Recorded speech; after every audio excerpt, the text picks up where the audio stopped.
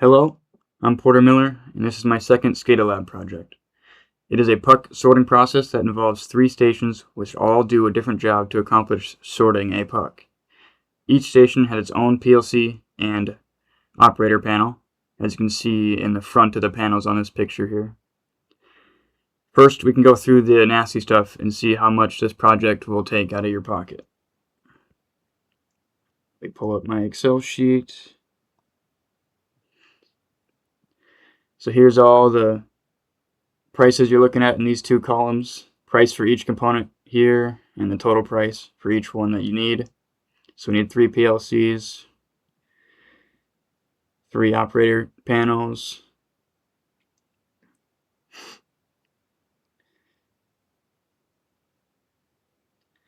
gets pretty pricey the farther you go down.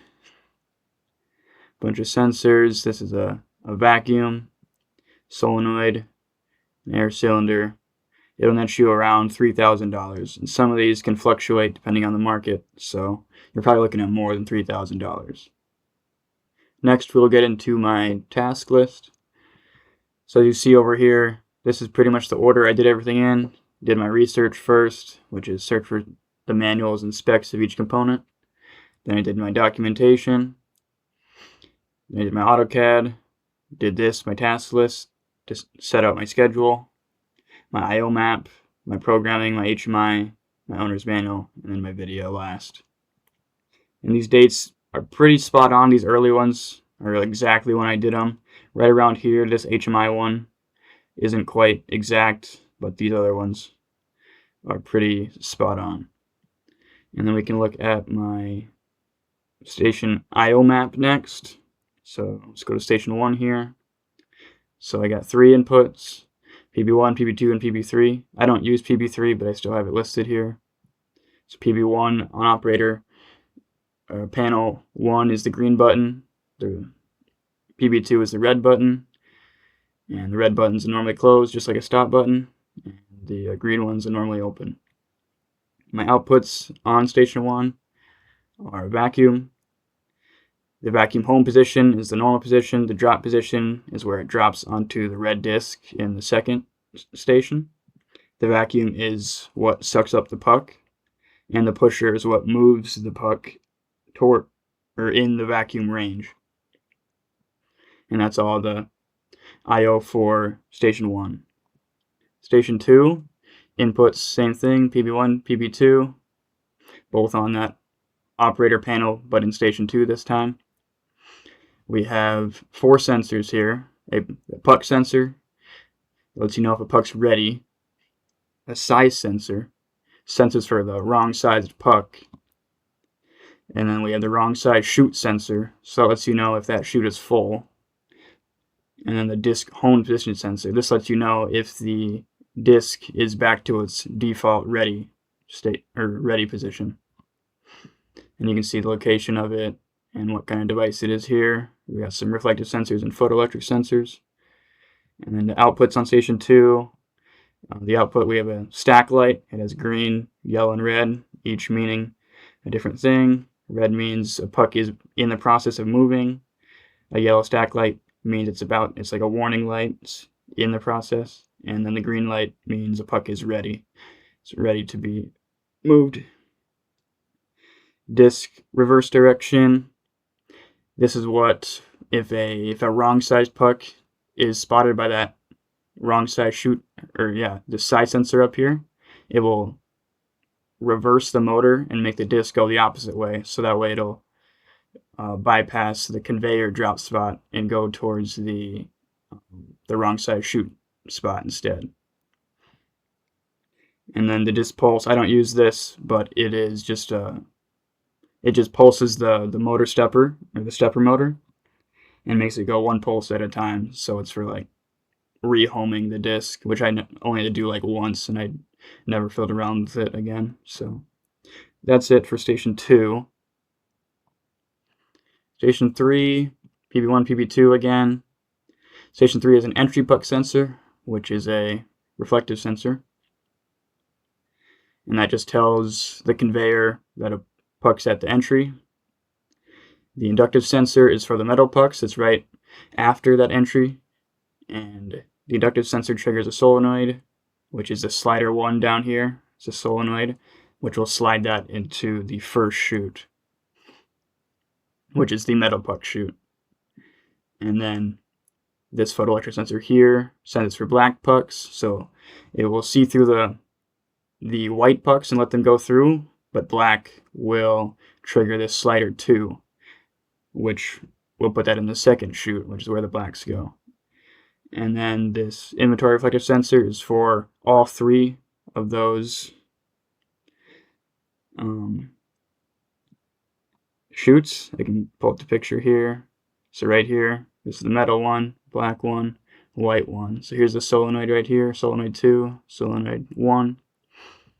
And then this last one is just, if a white one gets here, it'll just slide to the bottom on its own. And that's all the I/O, I'm pretty sure. Yeah, yep. So pretty simple. I mean, it's between 3 PLCs, so that's the tricky part, but not too much to go on each of them, so.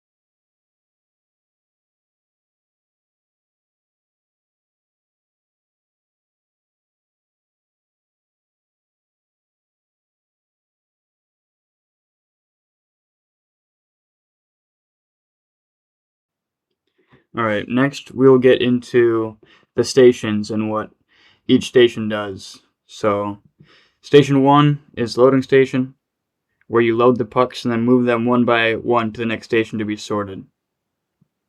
This station consists of a vertical metal chute for manual loading of the pucks, a pusher to push the puck in range of the vacuum or vactivator, and then a vacuum to suck up the puck, a pneumatic air cylinder to move the vacuum once it has a puck ready, and the goal of this station is to get a puck to the disc. Alright, so step 1 would be to press and hold the start button, this green start button on operator panel 1. So I'll play it here, a little demo.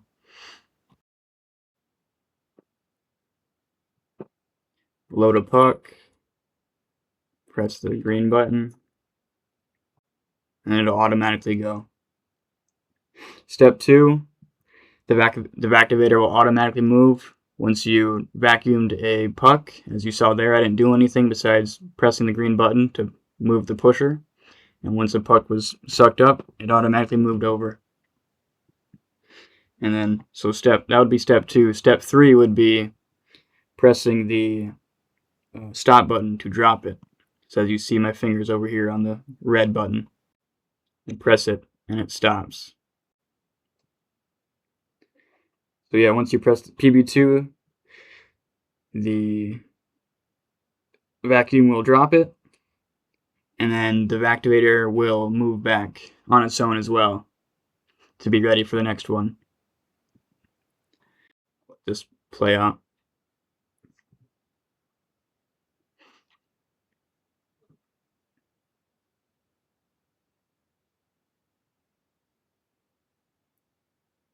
Alright, that's the gist of Station 1. Next is Station 2, and Station 2 is the quality control station, which the quality we are looking at here is the size of the pucks. So if the puck is bigger than we need, we separate it from the other pucks to have a more efficient process. This station consists of 3 sensors, one to let the station know there's a puck at the entry position, which is right under this opening in the disc here. One to tell the disc that it has rotated a full 360 degrees, which is this one right here. So once it goes 90, 180, 270, or no, back to 360 would be back up here. And then, and one to let the station know that the incorrect chute is true. You can't see it behind the stack light, but there's a, just like here, this reflector sensor. There's one right back here as well to let this chute know when there's 3 pucks in there, it's full, it can't take anymore. And then there is a disc that is rotated by a stepper motor. So under this, there's a stepper motor that rotates this disc around. And then obviously the stack light to provide caution warning, and when another puck is ready to be operated. Yep. So you can't really see what I'm doing to this panel back here, but I'm just pressing the green button to make it turn that 90 degrees each time. I'm just pressing that green button.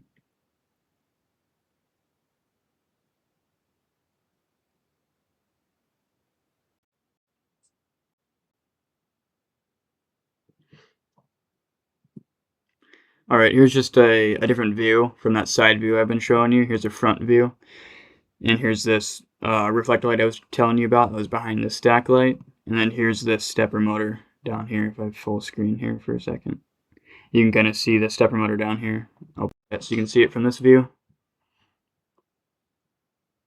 Vacuum, drops it on that sensor, and it rotates around. Drops on the conveyor, goes into that black chute.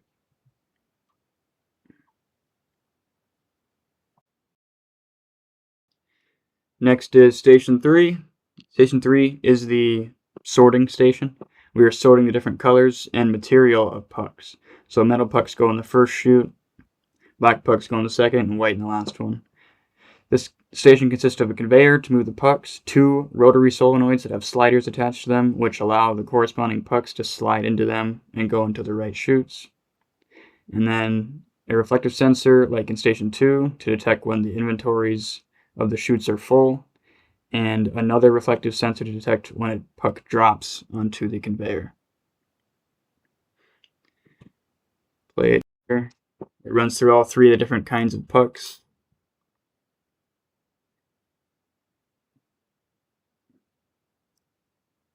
And again, I'm just pressing that green button on operator panel 2 to make this disc turn.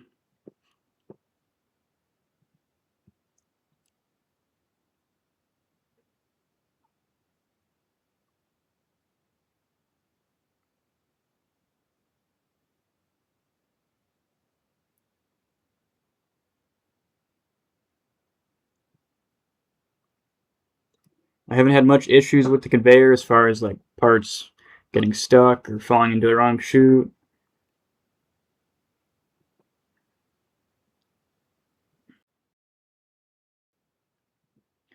Alright, now we're on to the HMI.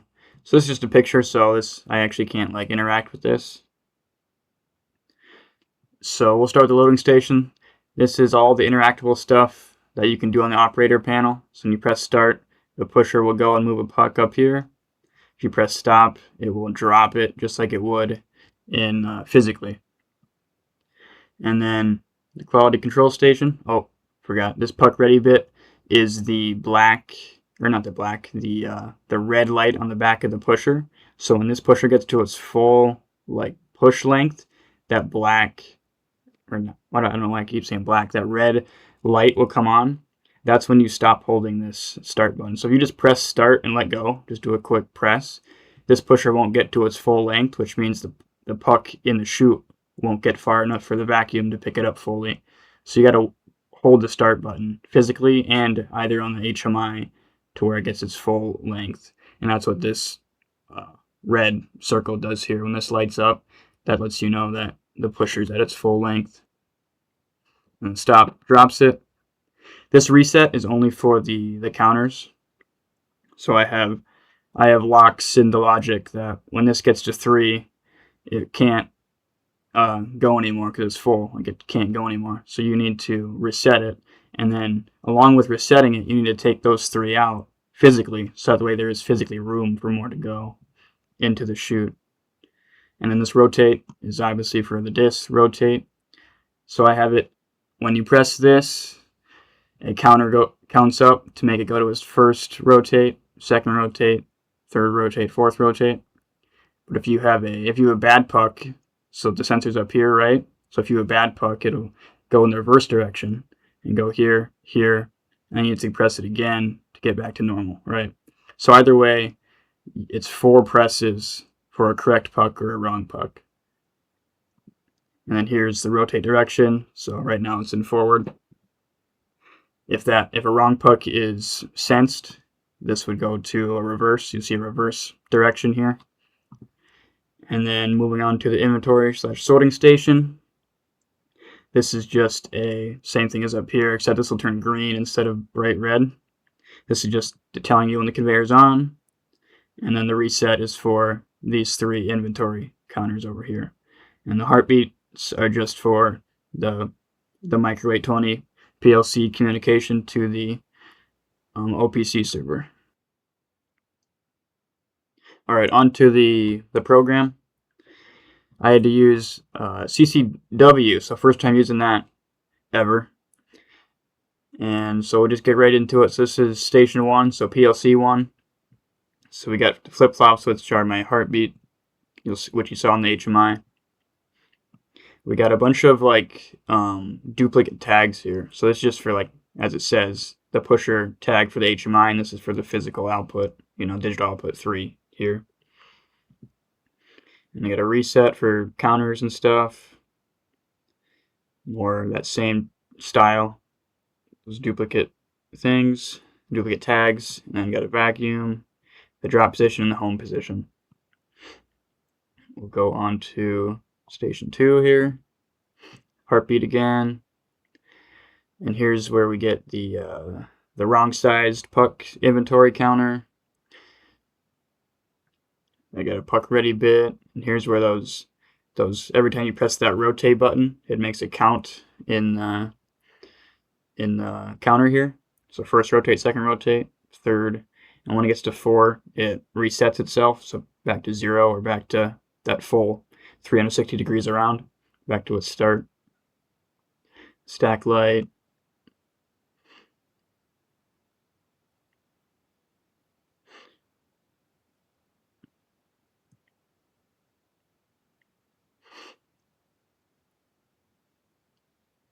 And here's that lock again for the bad inventory. And I get the same stuff over here on station 3. So flip-flops again. The watchdog timer for the conveyor. When it goes for 7 seconds, it will shut off. Here's, yep. So yeah, this shuts off the conveyor. So when the 3 counters are full, so when the metal chute's full, or the black, or the white, or any combination of them, the watchdog timer will, or no, the counters will stop. These will open up, so the conveyor can't go. They physically can't fit any more pucks into the chutes.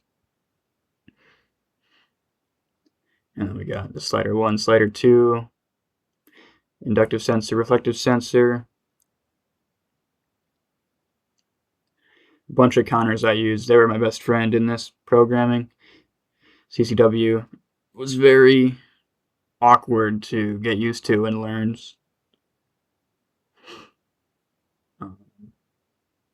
So here's my black inventory. Here's what the inventory is on the HMI. So lots of this duplicate tag stuff. Basically the same logic, just twice. One for the physical aspect and one for the HMI aspect.